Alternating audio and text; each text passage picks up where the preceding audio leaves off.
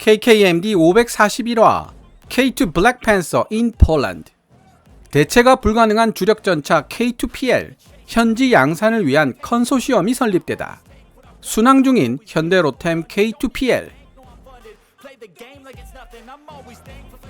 며칠 전인 2023년 3월 31일 폴란드 올지시 베모보 피스키에 위치한 사격훈련장에서 K2 흑표의 사격 능력을 폴란드 국민에게 선보이는 행사가 개최되었습니다.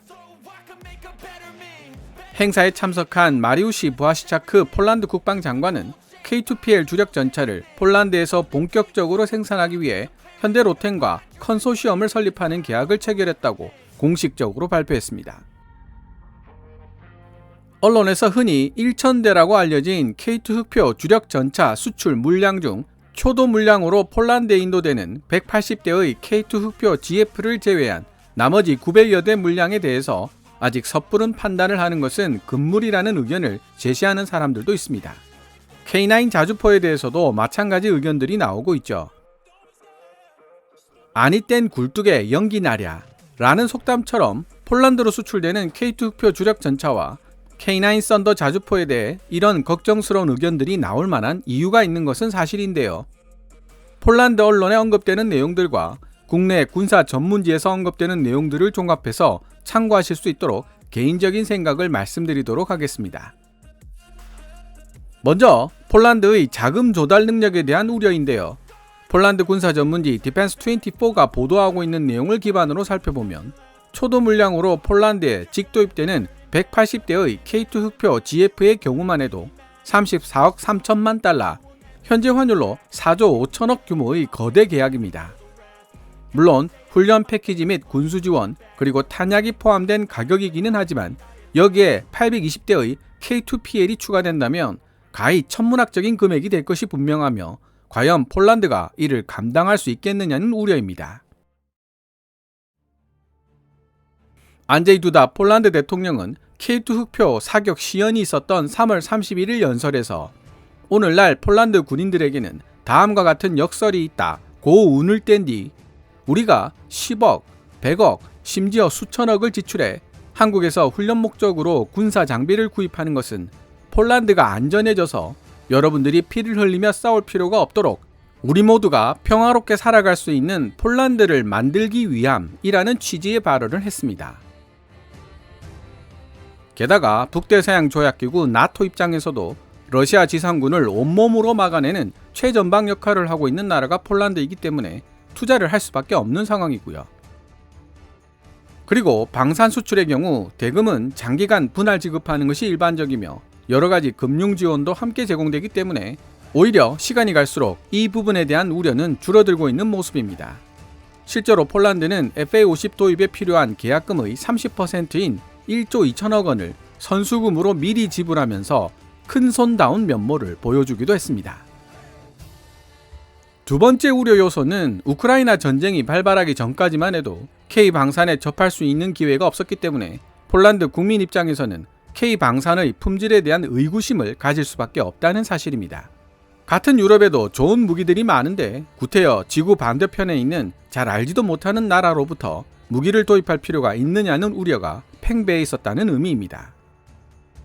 물론 폴란드 정부는 여러 분야 전문가들의 의견을 참고해 현 상황에서 최선의 대안은 대한민국이다 라는 결론을 내린 것이지만 폴란드 국민들의 우려를 불식시키기 위해 적지 않은 노력이 필요했습니다. FA50의 경우 현재 록히드 마틴이 보유한 생산 라인의 능력으로 봤을 때 폴란드 공군의 주력기인 F-16CD를 가까운 시일 안에 최신 버전인 F-16B로 업그레이드하기란 하늘의 별 따기처럼 어려운 상황이라는 사실을 국민들에게 주지시켰습니다. 동시에 FA-52, F-16 및 F-35 파일럿 전환 훈련에 가장 적합한 기종일 뿐만 아니라 무장과 인프라의 대부분을 F-16과 공유할 수 있으며 거기에다 A사 레이더, AIM-120C, AIM-9X, 그리고 헬멧 장착형 조준 장치 JHMCS 등이 통합되는 블락 20 버전으로의 개량이 확정되었다는 사실을 적극 강조하면서 FA-50PL에 대한 반감이 많이 누그러뜨려진 상황입니다. 최근 KF-21 보라매가 무장 분리 테스트에 성공하면서 덩달아 FA-50에 대한 분위기까지 좋아지고 있죠. 오늘 기사를 함께 보면 느끼시겠지만 K2 흑표의 능력에 대해서도 폴란드 국민의 우려가 많이 해소된 상태입니다. 노르웨이 전차 수주전을 거치며 K2 흑표의 능력이 어느 정도 검증이 된 데다 서구 유럽 방산업체들의 전차 생산 능력이 어느 정도로 붕괴되어 있는지를 알려주는 언론 기사들이 대거 보도되면서 폴란드 국민들의 생각을 바꾸는데 큰 도움을 준 것이죠. 대신 최근 폴란드 밀떡들 중에서는 미국의 M1 에이브럼스를 도입하면서 동시에 K2PL을 1,000대 정도 운용한다면 군수 지원 체계가 이원화되어 문제점이 발생할 수도 있다는 우려를 제기하고 있습니다. 이에 대해서는 또 다른 영상을 통해 좀 더 상세하게 알아보도록 하겠습니다. 그렇다면 K9 자주포의 경우는 어떨까요? K9 썬더의 경우 대체 가능한 폴란드산 제품이 없는 K2 흑표와는 상황이 많이 다릅니다. 일단 오늘 소개할 2023년 3월 31일자 디펜스24의 기사를 번역해보고 이에 대한 이야기를 해볼까 합니다. 기사 원문은 노란색 글자로 표시됩니다.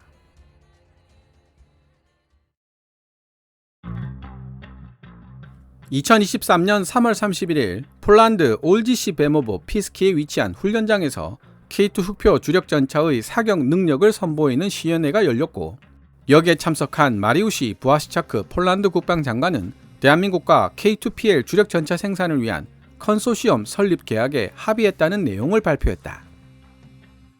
컨소시엄 계약은 폴란드 국영방산업체 PGG와 군용 자동차 산업 WGM 그리고 대한민국 방산업체 현대로템 사이에 체결되었다.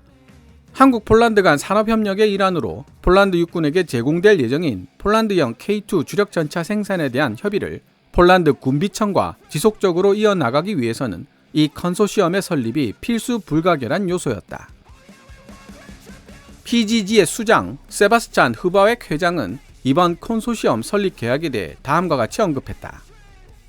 오늘 체결된 계약은 폴란드 방산기업 PGG와 우리의 한국 파트너 현대로템이 쌓아나갈 상호 협력 관계에 있어 매우 중요한 분기점이 될 것입니다. 우리가 설립한 컨소시엄은 K2PL 주력 전차 생산과 관련하여 다른 그룹 계열사들이 하청업체로 참가하는 문제에 대한 추가적인 논의의 토대를 형성하기 때문입니다. 이제 주문 당사자, 예를 들어 폴란드 군비청 측 업체로서 PGG와 폴란드 기업들은 대한민국 기업들과 체결한 주문의 세부 사항을 결정할 것입니다. 흐바웩 회장의 지적대로 현재 PGG에 속해 있는 나머지 기업들이 K2PL 생산 프로그램에 참여할 수 있도록 준비시키기 위한 마무리 작업이 한창이다. 계약 체결 당사자이기도 한 군용 자동차 산업 WGM에 더해 K2PL 주력 전차에 필요한 부품 제작과 최종 생산의 핵심적인 역할을 담당하게 될 폴란드 업체들이 바로 스탈로바 볼라와 칼리스다. 이번 컨소시엄 계약은 K2 주력 전차를 대상으로 한 두 번째 산업협력관계 수립 계약으로, 첫 번째 계약은 올해 2월 23일 폴란드 PGG 그룹 및 군용 자동차 산업 WGM과 대한민국 현대로템 사이에 체결되었으며 K2PL 주력 전차 생산에 대한 주요 협력 방향을 규정하고 있다. 이번 두 번째 계약에서 협의된 내용은 K2PL 주력 전차뿐만 아니라 K2PL 주력 전차 설계에 기반하여 만들어질 각종 지원 차량에도 적용되며, 이 지원 차량들은 폴란드 방위산업체가 참여하여 개발될 가능성도 있다. PGG에 따르면 폴란드 엔지니어들에 의해 개발된 독특한 디자인 솔루션들에 대해 대한민국 측이 관심을 보일 가능성도 있다.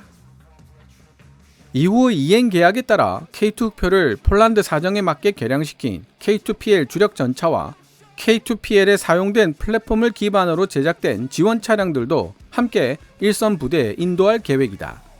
무한 궤도로 움직이게 될 K2PL 주력 전차 및 지원 차량의 차체들은 모두 군용 자동차 산업 WGM에서 제조될 것이라고 PGG는 강조하고 있다. 폴란드 내부적으로도 국영방산그룹 PGG와 그 자회사인 군용 자동차 산업 WGM을 중심으로 K2PL 주력 전차 및 그에 부수되는 지원 차량을 운영하기 위한 종합 지원 시스템을 구축할 예정이다. 작년 7월에 체결된 K2 흑표 및 K2PL 주력 전차 공급에 관한 기본 계약은 총 1,000대의 주력 전차를 폴란드 육군에 이전하는 것을 그 내용으로 하고 있다. 초도 배치를 위한 K2 흑표 180대는 훈련 패키지 및 군수 지원 그리고 탄약을 포함하여 제조업체인 현대로템으로부터 34억 3천만 달러, 현재 환율로 4조 5천억 규모로 직접 도입되며 이들 중 15대는 이미 납품이 끝난 상태로 2025년까지 전량 폴란드 육군에 인도될 예정이다. 그 다음 조달될 K2PL 버전의 차기 주력 전차는 한국 폴란드 간 산업협력 사업의 일환으로 제작되는 것은 물론 미래 전장을 대비한 폴란드 육군의 요구사항에 완벽히 부응하도록 설계될 것이며 폴란드 현지 부품의 사용도 고려되고 있다. 지금까지 2023년 3월 31일 폴란드 군사 전문지 디펜스24가 게재한 기사를 번역해 보았습니다. 기사를 통해 K2PL과 이에 기반한 지원 차량의 개발은 컨소시엄까지 성립되어 세부 사항까지 논의되는 단계까지 진행되었다는 사실을 알 수 있습니다. 하지만 K9PL의 개발과 생산에 관한 이야기는 일체 언급이 없다는 사실도 눈치챌 수 있습니다. 궁금한 마음에 디펜스24의 다른 기사들도 검색해 보았지만 역시 이 부분을 언급한 기사는 찾을 수가 없었습니다. 가성비와 성능 면에서 세계적으로 그 우수성을 인정받고 있는 K9 자주포이지만 문제는 폴란드가 국내에서 자체적으로 생산하고 있는 현대적 자주포가 있다는 사실에 있습니다. 바로 AHS 크라프의 존재입니다. 물론 AHS 크라프의 경우 자체 기술로 개발한 차체에 심각한 결함이 있어 결국 대안으로 대한민국 K9 썬더의 차체를 수입했고 여기에 영국 AS90 포탑을 그대로 얹어서 만들어낸 것이라는 사실을 우리는 알고 있지만 폴란드인들에게 AHS 크라프는 자랑스럽게 그지없는 메이드 인 폴란드인 것입니다. 그래서 K9PL을 680여 문 도입하겠다는 정부 발표에 폴란드 국내 여론은 그다지 호의적이지 않은 것으로 알려지고 있습니다. 실제로 디펜스24 기사 곳곳에서 AHS 크라프가 K9 썬더보다 더 우수한 자주포라고 주장하는 폴란드 밀떡들의 댓글을 읽을 수 있었는데요. K9A1 버전의 차체를 빌려 겨우 완성시킬 수 있었던 AHS 크라프에 비해 K9 썬더는 한 세대 이상 더 발전한 K9A2 버전의 시제품을 영국에서 이미 공개한 바 있습니다. 객관적으로 어느 쪽이 더 우수한지는 따져볼 필요도 없죠. 어쨌든 이런 이유로 폴란드 정부는 K9PL에 대한 좋지 못한 여론을 달래야 할 필요가 있었는데요.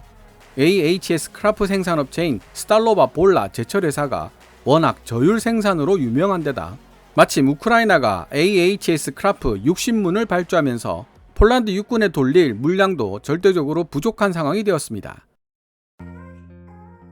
폴란드 정부는 이러한 상황에 차관 대한민국으로부터 K9A1 212문을 직도입해 부족한 자주포 물량을 먼저 해결하고 이후 대한민국과 협의를 거쳐 폴란드 국내에서 K9A2 사양의 K9PL을 600문 이상 양산하겠다고 국민들을 설득하고 있는 중입니다. 하지만 조금 전 설명드렸듯이 폴란드 국내 제품으로는 대체가 불가능한 FA50이나 K2PL과는 달리 K9PL의 경우 AHS 크라프라는 대체품이 있기 때문에 향후 폴란드 정치 지형에 따라 상황이 유동적으로 바뀔 수 있을 것이라는 분석이 가능합니다. 폴란드 정부가 상대적으로 K9PL에 대해서는 침묵을 지키고 있는 이유도 되도록이면 국민들을 자극하지 않으려는 의도일 것이라는 분석도 가능하죠. 요약 정리해 보겠습니다. 폴란드 자체 기술로는 대체가 불가능한 FA50PL과 K2PL 그리고 K239 천무 사업 등은 비교적 안정적이며 변수도 적은 편이지만 대체가 가능한 K9 자주포는 상대적으로 변수가 나타날 가능성이 높다는 뜻입니다. 관련 자료들을 찾다 보니 폴란드 정부가 하나디펜스와 손잡고 신형 보병 전투 장갑차를 개발할 가능성이 높다는 분석을 접하게 되었습니다. AS-21 레드백이 있는데 왜 보병 전투 장갑차를 공동 개발한다는 것일까? 라는 의문이 생길 수밖에 없는데요. 폴란드, 한국 신형 보병 전투 장갑차 개발 가능성 역시 K9 자주포와 같은 맥락상에서 나타난 현상입니다. 폴란드 국민들이 AS-21 레드백을 대신할 수 있을 것이라고 믿을 만한 폴란드산 제품이 있다는 뜻이죠.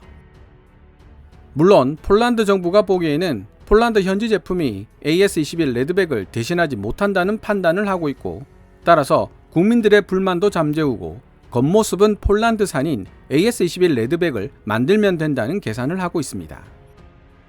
보병 전투 장갑 차판 AHS 크라프를 만들겠다는 것이죠. 이에 대한 상세한 내용 역시 다른 영상을 통해 전달해 드릴 기회가 있을 것입니다. 오늘 KKMD에서 준비한 내용은 여기까지입니다. 방송되었던 내용들은 KKMD 공식 블로그에서도 만나보실 수 있으니 구글이나 네이버 검색창에서 KKMD를 검색해 보시기 바랍니다. KKMD는 여러분들께서 챙겨봐 주시는 광고 수익으로 운영되고 있으며 영상 제작을 지원하고 싶다면 후원 멤버로 가입해 주시면 됩니다. 지금까지 시청해 주셔서 감사합니다. Kevin's Military Channel KKMD